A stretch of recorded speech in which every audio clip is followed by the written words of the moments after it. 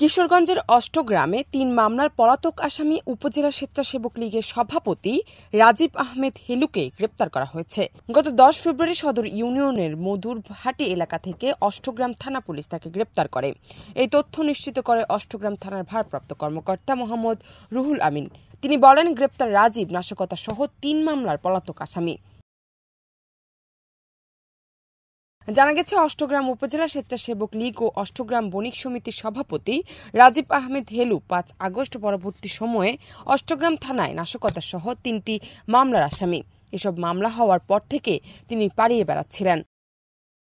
গত ৩১ জানুয়ারি হযরত শাহজালাল আন্তর্জাতিক বিমানবন্দরের সামনে ছবি তুলে সময়ের কারণে সবাইকে বলতে পারি নাই, বিদায় বাংলাদেশ লিখে ফেসবুকে পোস্ট করে পুলিশকে বিভ্রান্ত করতে বাড়িতেই আত্মগোপনে ছিলেন এই স্বেচ্ছাসেবক লীগ নেতা। পুলিশ গোপন সংবাদের ভিত্তিতে গতকাল সোমবার অভিযান চালিয়ে উপজেলার মধুরহাটি এলাকা থেকে হেলুকে গ্রেপ্তার করে।